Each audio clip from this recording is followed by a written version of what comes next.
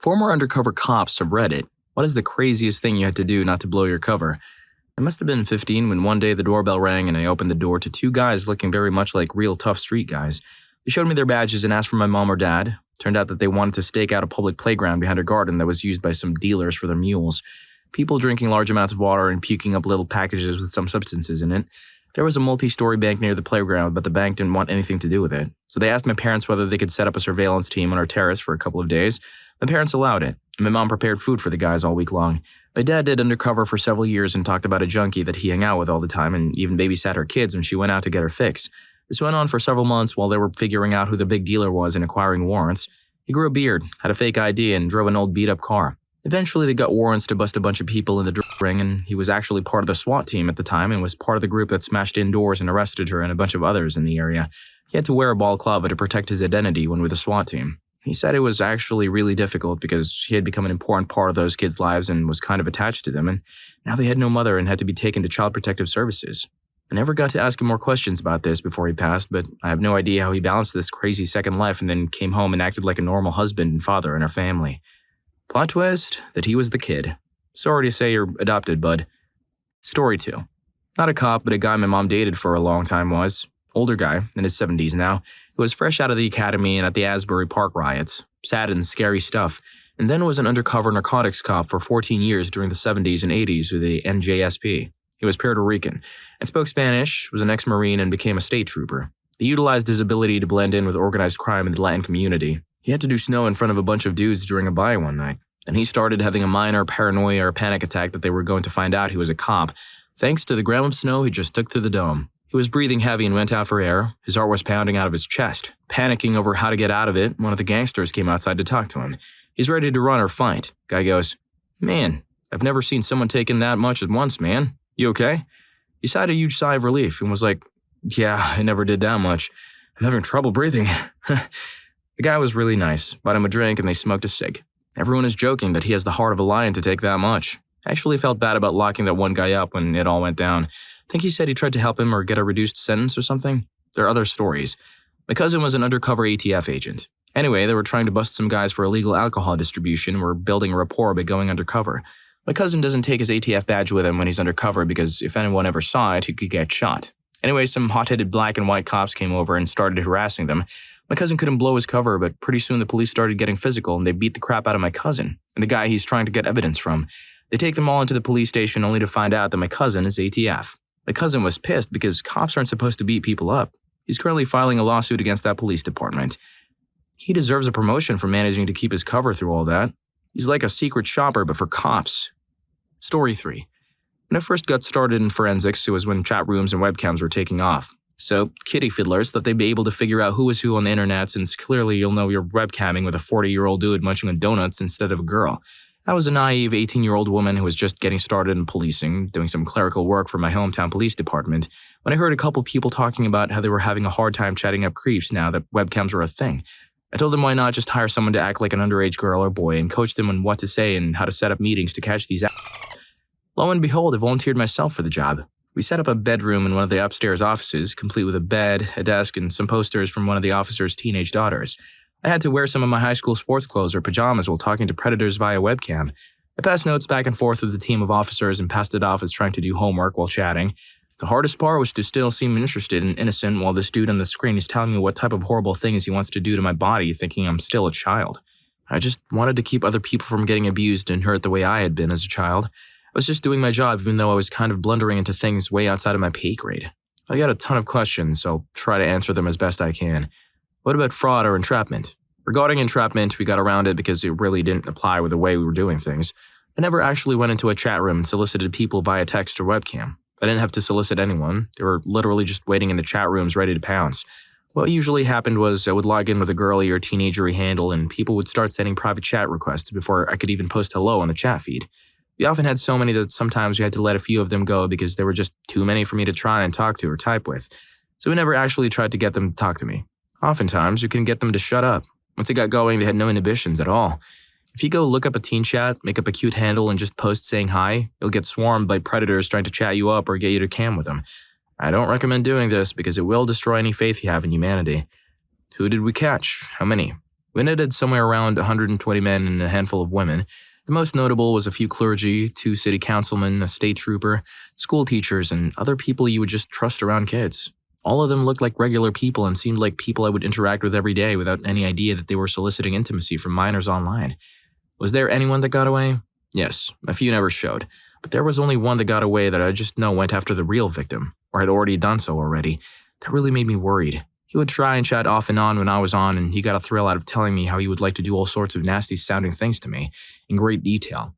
I actually started crying and he just laughed and said it would be fine after I got used to it. I don't regret doing this work, but it was quite the mind blown, especially at 18 years old. Story 4. Not a former undercover cop, but I have a secondhand story about an undercover cop. So this guy appears out of nowhere and befriends a relative of mine who was involved in illegal stuff. Dude was very friendly and just down to party. Had money, paid for product, everything. Would drop in on parties and even allegedly with women. Then he placed an order much larger than before. A few weeks later, a relative of mine was arrested and is currently in prison. Craziest thing an undercover cop had to do to keep their cover? Buy substances and have fun with women. Also, I remember a few years ago in Seattle, people were complaining because the cops took months to do an undercover investigation at a gentleman's club to determine if the women were prostitutes. Apparently, this investigation entailed going to the clubs a lot, drinking beer and trying to get the women to do things for money other than dance. They proudly announced several of the women were prostitutes and the club was shut down.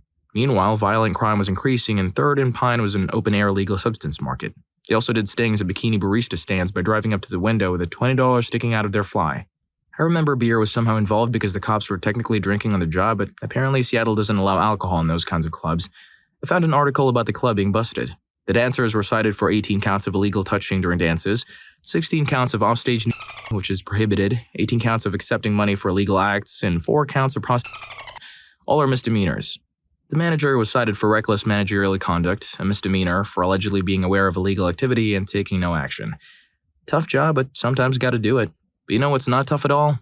Hitting the like button and subscribing to the channel. Story 5. One time a Homeland Security officer came up to my house undercover, flashed his badge and asked if he could come in. Once he was in, he pulled out a piece of paper with my neighbor's face on it. He asked if I had seen him around lately. When I asked what he did and let him know I haven't seen him around, he told me what he was wanted for. Evil deeds with a minor, substances, the whole lot. Turns out he was a kitty fiddler who did something to his stepdaughter, and once he found out he was wanted, he went back to El Salvador. I thought they only flashed their badges in the movies, but turns out that crap was real. My neighbor was pretty heavily into smack, and once, when my friend and I were by the sycamore tree in our front yard, we saw 2 guys dressed in suits walk off the street towards his house. One bent down to pet our cat, and we saw the pistol on his hip. He looked up at us and motioned us to be quiet. The first one went to the front door, and the other went around the back. Another time, the whole SWAT team went through our backyard to get into their place. Story 6. Not a cop, but in college I took a few criminal justice classes. Our professor, who I will call Bob, was a cop for 15 or so years and had gone undercover in the 80s for a very long time. Bob was a biker as a hobby, and he was sent undercover to break up a ring in the biker community. Bob arranged to buy some ice from some guy, and shortly after the buy, the dealer was arrested. The dealer's sister started telling everyone she thought Bob was a cop, and some of the other bikers started asking him questions. So a day or so after the sister started accusing Bob of being a narc, the entire group was at a bar. Bob told a few of the guys to meet him outside in a few minutes, and Bob told his sister he had some ice for her and to come outside. When they finally got out there, Bob told her, "Where I'm from, friends don't call friends narcs." Then beat the crap out of her in front of the entire group. He said he didn't want to do it, but after he did that, no one ever accused him of being a cop again. My cousin worked undercover in the biker community. He was really into working out and bodybuilding, so he managed to convince everybody that he treated his body like a temple and didn't drink, do substance, or eat like a pig. That wasn't very far from the truth, so it wasn't hard for him to play that part. He's also a former Marine sharpshooter, so he's tough as nails and pretty heavily tattooed, so he definitely gave off a don't mess with me vibe. Story 7. Not an officer, but was on the wrong end of an undercover operation. In college, I developed a liking for certain substances, and it quickly spiraled out of control. I couldn't afford my habit, so I started selling to afford using. I sold very small amounts and only to my friends. It was a horrible thing to do, but addiction makes you do crazy things and not think clearly. A kid I regularly sold to, I'll call him Larry, came over to my house one night with his best friend from high school. The kid looked about our age, young 20s at the time, and I considered Larry to be a very good friend of mine. I had known him all 4 years we'd been at college and hung out fairly regularly. He asked if his friend could have my number as he was moving to our area for work and needed a connection. I said sure, and that was that. I never sold on campus, and for some reason, this kid only wanted to meet me in the parking lot on campus. I kept telling him no until finally one time I hit a dry patch and needed all the help I could get. I agreed to meet him in the school parking lot. I gave him 2 pills for $60 in turn to get out of his truck. I felt a hand on my forearm, turned to see another guy with one hand on me and the gun in the other pointed directly at me. Figured I was getting robbed. Turns out it was the police and my friend had set me, and others, up in an effort to get his sentence reduced.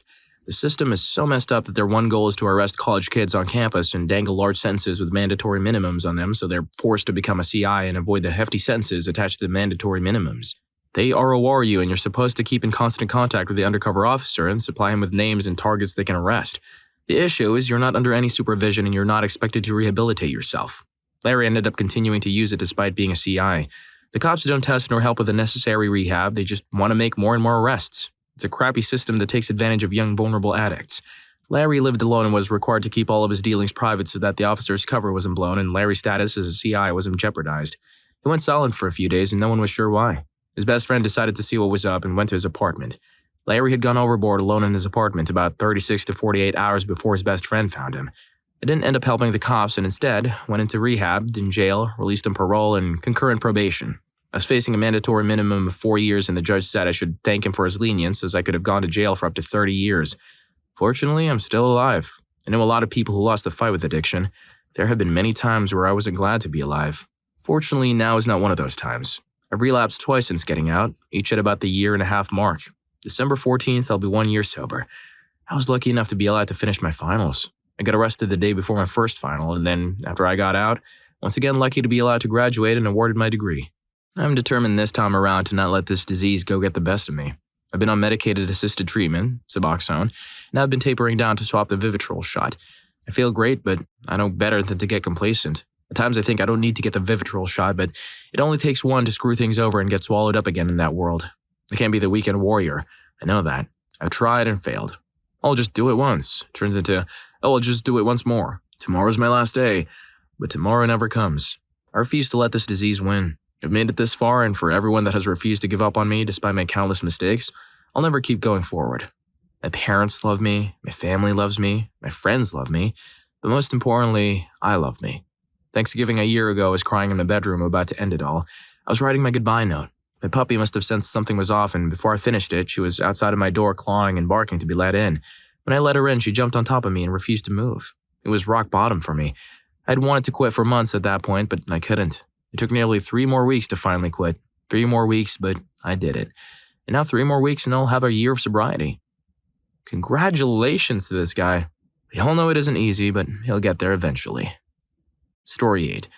Not a cop, but I did work for the liquor board in the city next to my town busting bars for underage drinking.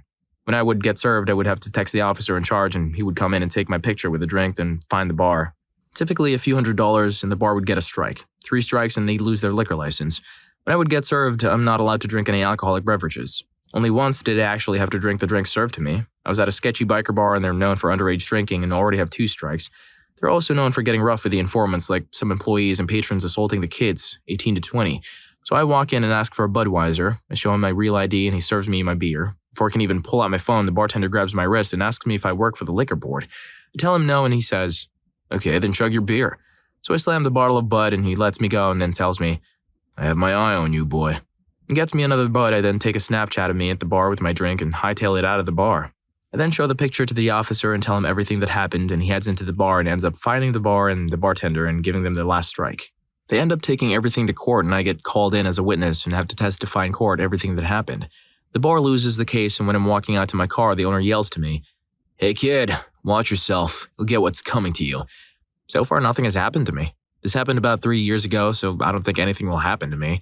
I'm getting a lot of hate. People calling me scum and degenerate, so here's something that'll piss you guys off even more. I wasn't even getting paid to do it either. Okay guys, to give some backstory as well on this, my area has had a huge problem with underage DUIs and has ended in deaths of a number of them. So I really didn't have all too much of a problem doing it either because it directly helps reduce underage drinking and driving. Story 9. Not an undercover cop, but a friend of mine was. Here's the story. Back in college, I was classmates with a lady who needed lots of help to get her footing after not being in school for a while. Because of my help, I quickly became like part of her family. I was always being invited to her family get-togethers. Her husband was cool. We talked about sports, played pool, stuff like that. But anytime I or any of my friends would ask what he did for a living, he'd get cagey about it. So we'd drop it. The way I found out he was undercover was because I almost blew his cover in public. At the time, I worked in a mall. On my way to work one day, I saw him with a group of dudes that looked sketchy. So I roll up on him and I'm like, "Hey man, what's up? What you up to, bro?" Dude looks at me like he'd just seen a ghost and quickly proceeds to berate me and act like he doesn't know who the hell I was. All the while, though, he's making these eyes like, get the hell out of here, and I'm completely oblivious. Eventually, the dudes he was with come up out of a store and quickly assume I'm a problem and start threatening me. He played it off like I was some punk who was being put in his place and that he handled it. Everything was cool, until one of the cats he was with suggested they do something to me.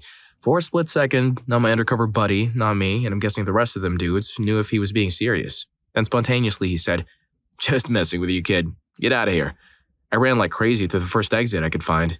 Weeks later, I ran into my friend's husband in a more calm environment and asked what the hell had happened. He proceeded to explain to me that I had bumped into him while on duty and that the guys he was with were from a gang of traffickers he was chasing. I almost blew his cover by asking about his family. A family he wasn't supposed to have according to the gang he was chasing. It tells me I was lucky because the guy who threatened me was dazed and that's probably the only reason he didn't follow through. Long story short, a few days later, they raided the whole group and brought it all down. He quickly asked for a division transfer because of what happened with us at the mall. Damn, that was too close for comfort. Luckily, it didn't go down that day. Now that was intense. I hope you enjoyed the video, and if you made it this far, I'm sure you'll also enjoy police officers. What are your best pullover stories? You'll be surprised with how things turned out in Story 4. See you in that video.